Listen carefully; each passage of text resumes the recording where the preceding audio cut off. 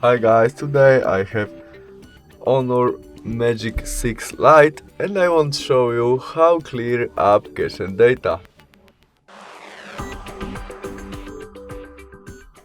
In the first step we must open settings application where we look for apps selection right there. And now we click on apps and there we have list of our all application. We look for application which we want to clear, maybe Google Chrome, and there storage. Not battery, storage. And to clear cache we click there. To clear cache all data we can click there and clear all data.